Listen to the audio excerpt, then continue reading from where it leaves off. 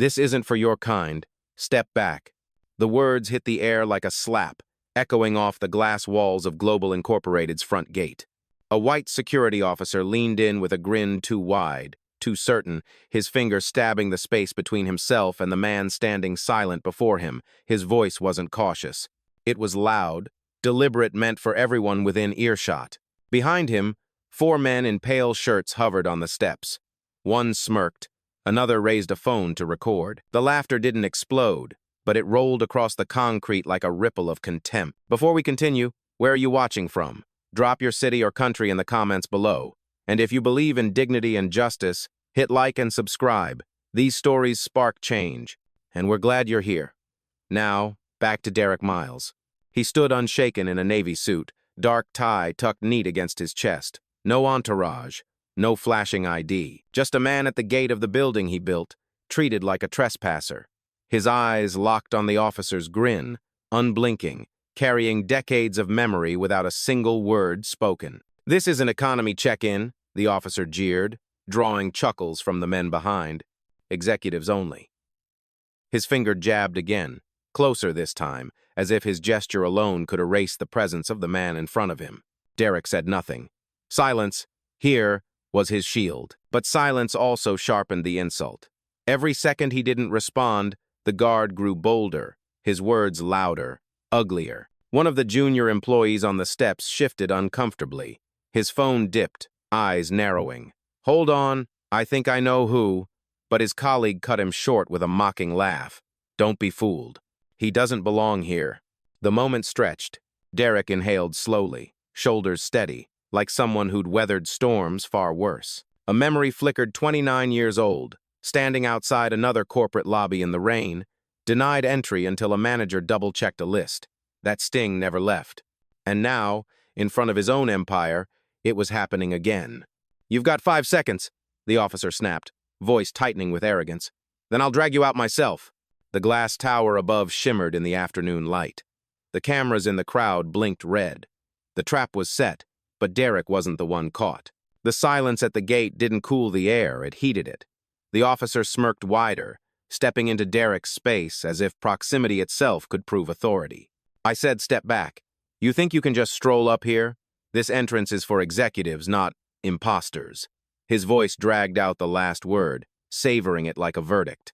A second guard emerged from the booth, younger, stockier, carrying the same smug confidence.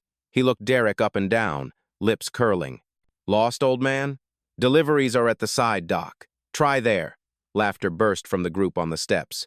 Phones rose higher, recording, eager for a spectacle. But Derek didn't move. He stood as if anchored, shoes planted on the marble threshold he had once approved in a boardroom sketch. His silence wasn't weakness. It was choice. The younger guard tilted his head, amused. "See that? Not even denying it. Probably snuck in with some knockoff badge." He reached for Derek's lapel as if to tug him backward. Derek's eyes shifted, cold and sharp. The hand froze inches away, the hesitation louder than any protest. From the side, a woman in a gray blazer whispered to her coworker, "Something feels off. He's not panicking." Her friend shrugged, grinning. "That's because he knows he's caught." The officer barked again, louder this time for the bystanders. "Security clearance only. People like you don't just walk in." His words echoed against glass and steel, intentional, humiliating. Derek's jaw tightened.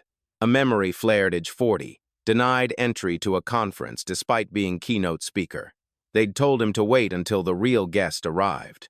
That burn of dismissal was branded deep. And now, standing at the gate of his empire, the same script replayed.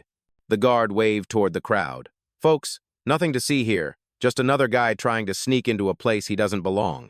Phones still rolled. Someone muttered, "Why does this feel wrong?" The laughter from the steps grew, brittle and nervous. One young employee lowered his phone, whispering again, "I swear I've seen him before." But the second guard snapped, "Don't give him that." "He's nobody." Derek inhaled, slow and deliberate. The glass tower loomed above him, his name etched on documents, contracts, deeds no one here cared to check. He could end this with a single call, but not yet. Let them reveal themselves. The officer's voice cut again, sharp as steel. "Last chance. Walk away or we'll make you." And the crowd leaned closer, caught between doubt and spectacle, unaware that the storm they were fueling was about to turn on them. The guard didn't back off. He leaned closer, so near Derek could smell the stale coffee on his breath. "You're not hearing me. This gate isn't decoration. It's protection. And it's not for your kind." The words rippled through the crowd. A few gasps, a stifled laugh, the red glow of camera lights. For some, it was entertainment. For others, it was too familiar, too ugly. The younger guard stepped forward now, emboldened. He held out a hand like a traffic officer stopping a car. "ID. Right now. Let's see where you stole it from." Derek slipped a slim black card from his breast pocket, offering it calmly. No flourish, no urgency, just fact. The guard snatched it, glanced, then scoffed. "Fake. Nice print job, though." With one flick, he bent the card in half until it cracked, then tossed the pieces onto the ground. Laughter erupted from the steps. A voice shouted, "Guess that's over." Another chimed in, "Should have known better, man." The sound wasn't joyful. It was jagged, like glass breaking in a room too quiet. Derek didn't bend to pick up the shards. He didn't even glance down. His gaze stayed level, steady on the officer who thought breaking plastic could break dignity. "You're wasting everyone's time," the officer barked, his voice carrying like a cheap announcement system. "Clear the gate. We've got executives arriving any minute. Real executives." From the side, the woman in the gray blazer crossed her arms. Her whisper carried, "Real? Based on what? A suit? A skin tone?" Her coworker frowned, uneasy, but said nothing. The younger guard puffed his chest, eager to prove himself. "I'll handle this." He reached toward Derek's arm, fingers curling as if to shove him back. The crowd hushed, phones tilting for a better view. But Derek didn't flinch. He simply raised his eyes, locking on the young man with a stare so unbroken, so cutting, that the guard froze mid-reach. The silence stretched, heavy and suffocating. Someone at the back muttered, "Why does he look familiar?" Another answered, "Stop overthinking. If he belonged here, they wouldn't treat him like this." "Bow." The officer chuckled, misreading the moment. "That's the look of someone caught. You can't bluff your way into Global Incorporated, not today." Derek's jaw shifted once, slow, deliberate. His silence wasn't fear, it was patience. He had seen this pattern before. The louder the accuser, the deeper the fall. The crowd didn't know it yet, but they were watching men write their own resignation letters with every word. And still, Derek stood motionless at the gate of his empire, waiting, letting arrogance dig the hole wider. The broken card still lay on the marble ground, two halves catching the sunlight like discarded evidence. No one picked it up. The crowd just stared at it. Then at Derek, still unmoved, still silent. "See?" the older guard barked. "Fraud. Obvious fraud. If you had clearance, it would have worked. But it didn't." His voice rose with false triumph, as if volume could become proof. But not everyone was convinced. On the steps, a young analyst named Jordan shifted uneasily. His phone trembled in his hand as he filmed. The smirk had faded from his face. He whispered to the woman beside him, "I've seen that man before. Last quarter's shareholder meeting. He was on stage." The woman rolled her eyes. "Impossible. Look at him. Alone. No badge, no escort. Executives don't walk in like that." Still, her voice carried less conviction than before. From the far end of the plaza, a courier slowed his bike, watching. "Why's security blocking a guy in a suit?" he muttered, pulling out his phone. The younger guard puffed his chest, speaking louder for the growing audience. "Nothing to see here, just a trespasser trying to bluff his way inside." "Happens all the time." He turned to Derek, smirking. "You're lucky we don't call the cops right now." Derek's eyes flicked toward the guard, steady as stone. He didn't speak, but that stillness, that refusal to be rattled, only made the silence heavier. Jordan cleared his throat, louder this time. "Why hasn't anyone actually checked his name?" His voice cracked under the weight of attention, but it was enough. Several heads turned. The officer sneered, "Because we don't need to. We can smell fakes from a mile away." He jabbed a thumb at Derek. "And this one's dripping." A murmur rippled through the small crowd. One man in a business suit frowned. "If he's lying, why doesn't he argue? Why stand there like that?" "Because he knows he's caught," the younger guard snapped back. "Quick, defensive, too quick." The tension in the plaza thickened. Phones angled higher, capturing every word. What had started as a routine dismissal now felt like a trial unfolding in public. And Derek, silent, composed, was the defendant who refused to plead. Another guard appeared from the booth, summoned by radio. His first words were sharp, echoing the bias already spilled. "This space isn't for people like you. Step aside." The phrase landed heavy, unmistakable. The crowd stirred. Someone gasped. Someone else whispered, "Did he really just say that?" Jordan lowered his phone, his face pale now. He looked at Derek, then at the guards, then back at his screen. "This doesn't feel right," he muttered. The air around the gate wasn't neutral anymore. It was charged. Every insult, every dismissal had been logged in silence, woven into a noose that was tightening fast, though only Derek seemed to know just how fast. The plaza no longer felt like an entryway. It felt like a courtroom without walls. Phones glowed, recording every second, and the words, "You're kind," still hung in the air like smoke no breeze could clear. Jordan finally found his voice. "This isn't right," he said louder, his camera still rolling. "You broke his card without even verifying. You can't just decide." The younger guard cut him off with a bark of laughter. "Decide. That's our job. We don't need rookies telling us how to spot trouble." He stepped forward, shoving Jordan's phone down. "Stay in your lane." Gasps rippled across the crowd. A woman in a red scarf spoke up from the back, voice sharp. "He's not causing trouble. You are." Heads turned. Some nodded. Others stayed quiet, unwilling to take sides. The lead guard raised his voice, feeding off the tension. "Enough. Step back, all of you.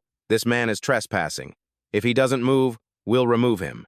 He pointed to Derek, finger trembling slightly, though his voice tried to mask it. Derek still hadn't moved. His stance was steady, his gaze locked straight ahead. He looked less like someone blocked from entry, and more like someone waiting for the inevitable turn. Another voice broke in. An older man near the fountain, phone raised. "If he's trespassing, show us the system check. Run his name." His tone was calm but firm, slicing through the noise. The guard scoffed. "Not how it works.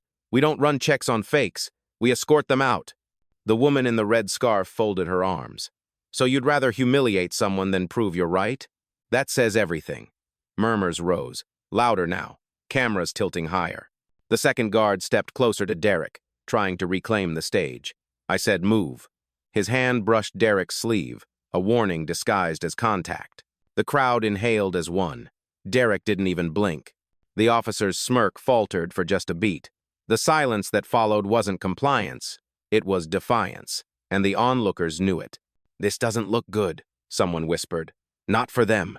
Phones captured it all. The aggression, the arrogance, the stillness of the man at the center. A storm was building, and everyone could feel the air shifting except the guards who thought they still controlled the gate. Derek's silence stretched on, unbroken, patient. Each insult, each shove, each careless word wasn't hurting him. It was writing the record. And when the record plays back, it never favors the loudest voice. The gate still stood closed, but the power in the plaza had already begun to move. The crowd was no longer murmuring, they were divided. Half leaned in with curiosity, half recoiled with discomfort. The phrase, "You're kind," echoed again and again in whispered disbelief, bouncing from phone to phone like a contagious wound. Then the shift came. From the security booth, a taller man in a crisp cap strode forward. The stripes on his sleeve marked him as the shift supervisor. His steps were clipped, his jaw set. He looked at Derek once, just once, and the verdict was already written in his eyes. "What's going on here?" he barked. The younger guard smirked, gesturing toward Derek. Caught this one trying to sneak in with a fake badge. Already destroyed the evidence. He kicked at the broken card halves on the ground. The supervisor bent, glanced, then straightened with a sharp laugh. "Cheap plastic. Obvious forgery. And you thought this would work?" His voice boomed across the plaza, meant for every camera. Derek's gaze didn't shift, calm, unmoved. The supervisor stepped closer, tone turning colder. "Listen, sir, we've seen this before. People like you wandering up, pretending you belong in places you don't. But this is Global Incorporated. We don't tolerate liars at our gate." The words hung heavy. A woman gasped audibly. The man by the fountain muttered, "He didn't even check the system." The supervisor wasn't done. He reached out, snatched the torn badge from the ground, and held it high like a trophy. This? This is what happens when you try to fool us. Then, with a snap, he tossed it into the nearby trash bin. Phones zoomed in, gasps layered with low curses. A young employee in the back whispered to his friend, "That's not just policy, that's personal." The supervisor squared his shoulders. "You have one choice. Walk out now or be escorted in cuffs. Your silence won't save you." Still, Derek didn't speak. His silence had shifted now. It wasn't just patience. It was weight. It pressed on the crowd, made some uneasy, made others furious. The woman in the red scarf shouted, "This is wrong. At least check his name." The supervisor shot her a glare. "Stay out of this if you don't want trouble." But trouble was already there. It was in the tension crawling up the walls of glass, in the phones flashing red, in the eyes of onlookers who could no longer pretend they weren't witnesses. Derek adjusted his tie once. That was all. A small, deliberate motion. The kind a man makes not when he's defeated, but when he's preparing. The guards thought they had stripped him of power. What they didn't see was that every insult, every careless word, was tightening a noose they had woven with their own hands. And the knot was nearly complete. The plaza was silent for a beat too long, the kind of silence that crackles before thunder. The supervisor mistook it for compliance. He stepped forward, close enough that his shadow cut across Derek's shoes. "You think silence makes you look strong?" he sneered. "It makes you look guilty." "Tube." With a flick of his wrist, he gestured to the younger guard. "Remove him." The crowd gasped as the guard reached out, his hand gripping Derek's sleeve, tugging as if to drag him down the steps. Cameras tilted higher, capturing the moment frame by frame. But Derek didn't resist. He didn't stumble. He simply stood, a solid pillar, his stance unshaken. The guard's pull barely shifted him an inch. "Come on," the guard growled, yanking harder. Still, Derek stayed rooted, like stone set into the foundation of the plaza itself.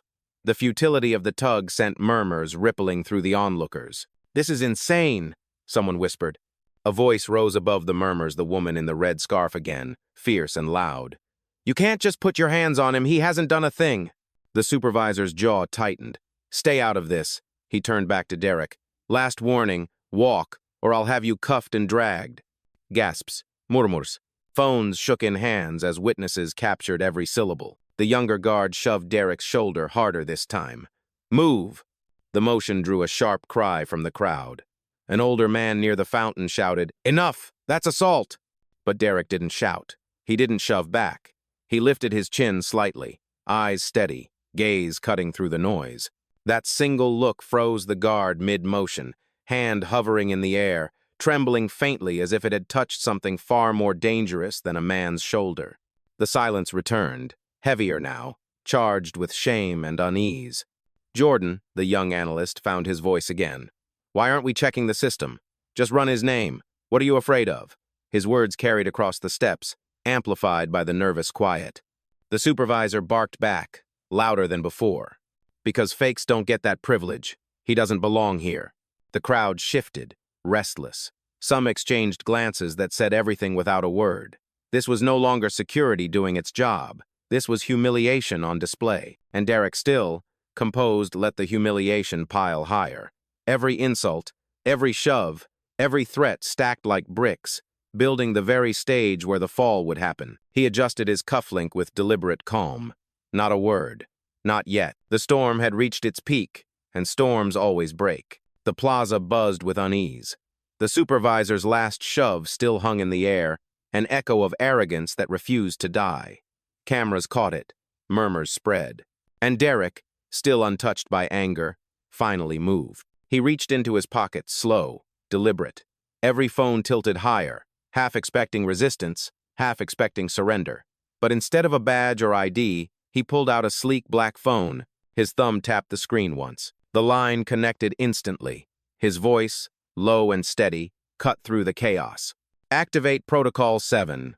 Full verification. Front gate." Silence snapped across the plaza. The guards exchanged puzzled looks. The supervisor scoffed, trying to regain his grip. "Calling your buddies? Who are you talking to?" From the phone, a crisp voice answered, "Acknowledged, Mr. Miles. Executing now." The title, Mr. Miles, hung like a thunderclap.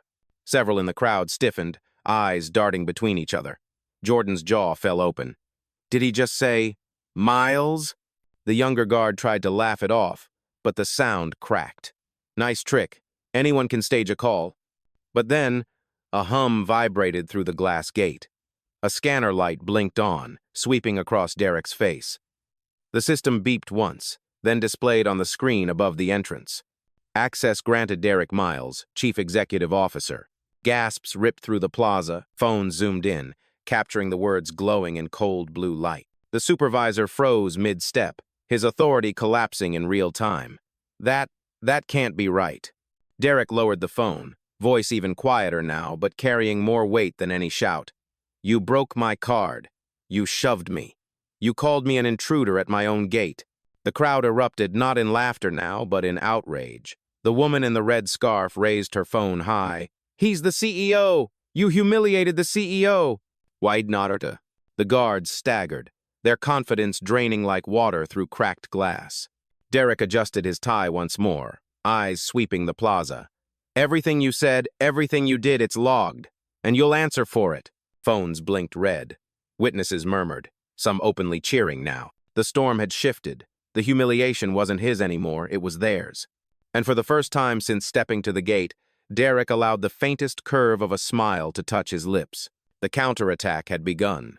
The blue letters on the glass screen burned into the crowd's eyes. Access granted Derek Miles, Chief Executive Officer. For a moment, no one breathed. Phones hovered midair. Even the laughter had died, replaced by a stunned, electric silence. Jordan broke it first, his voice unsteady but loud enough. He's the CEO. I told you. That's Derek Miles.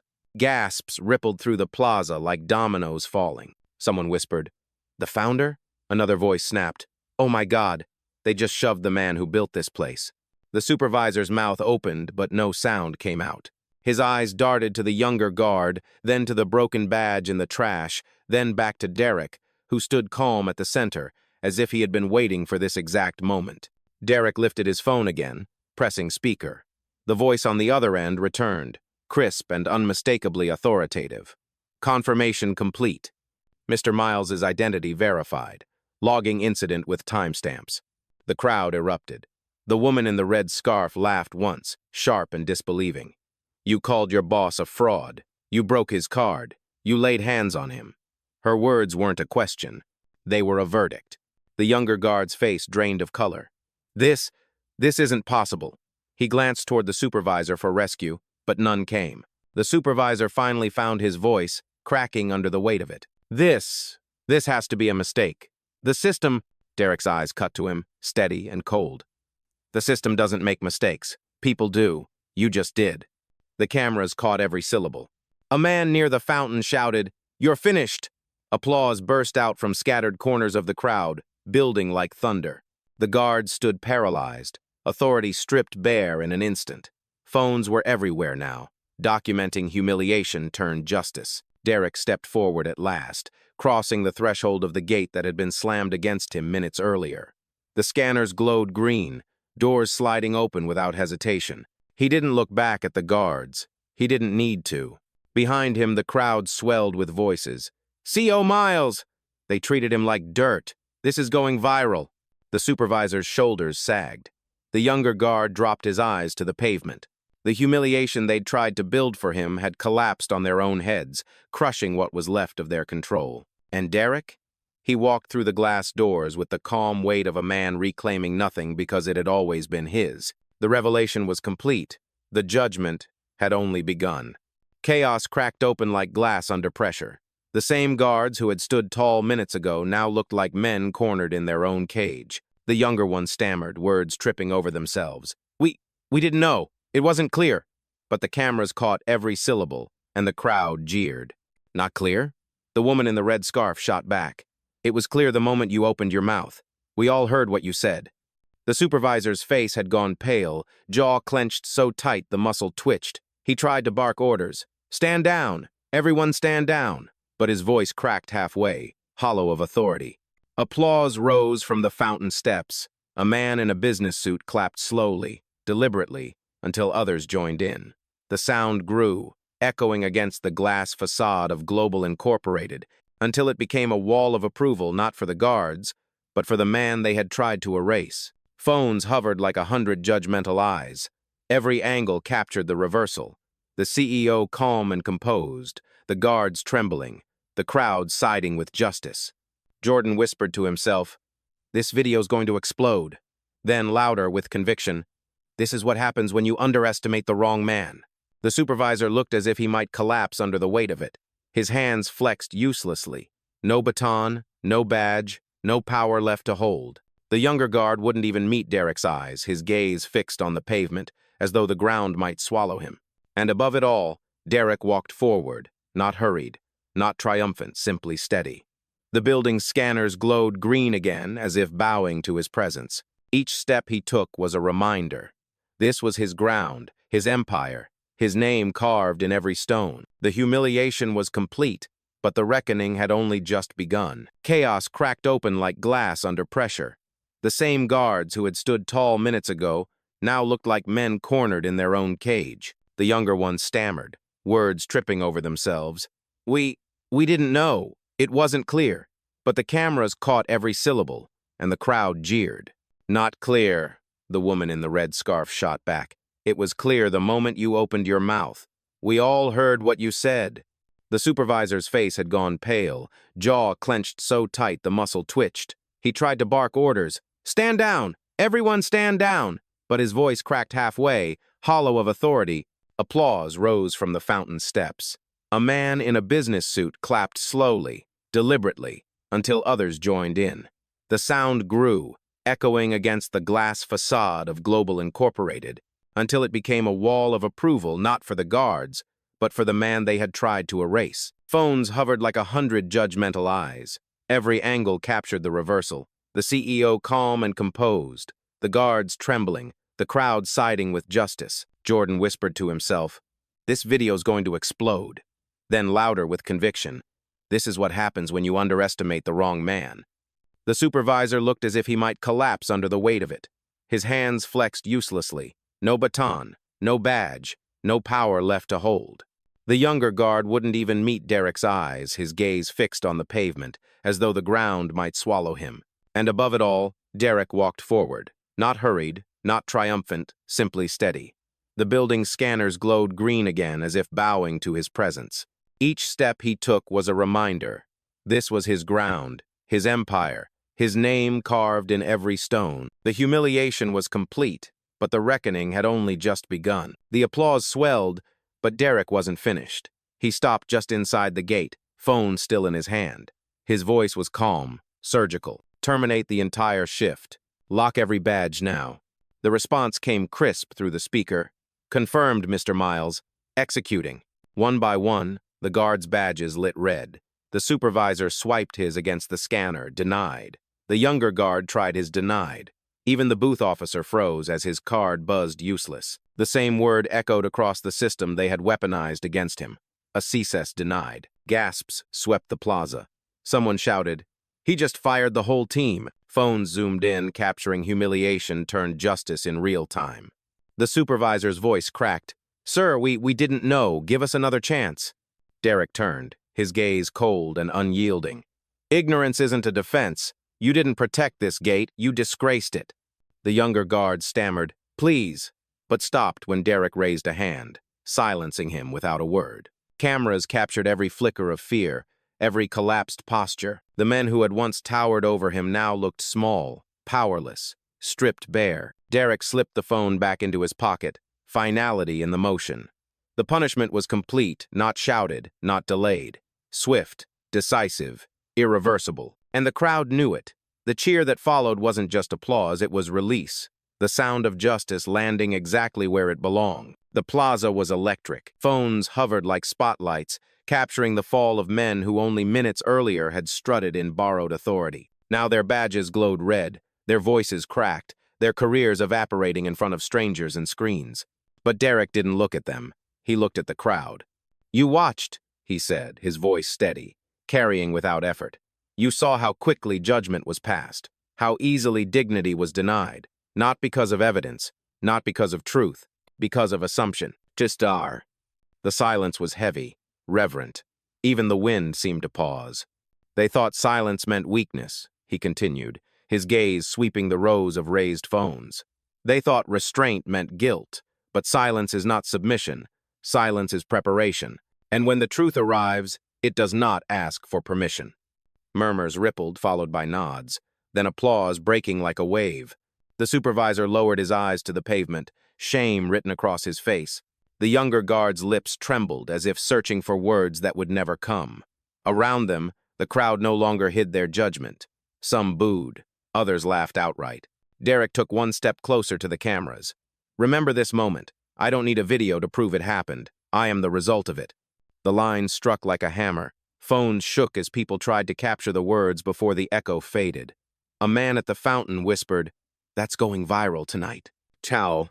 The glass gates behind Derek glowed green, wide open now, as if bowing to him. He adjusted his cufflink, straightened his tie, and without another glance at the guards, walked through. Applause erupted. Cheers followed. Some clapped in rhythm, others shouted his name, and still others just filmed in stunned silence, knowing they had witnessed something larger than humiliation, something closer to justice itself. And as the doors closed behind him, the crowd was left staring at the reflection of their own faces in the glass, carrying with them a truth too sharp to forget. The man they had tried to erase was the one who had built the ground beneath their feet.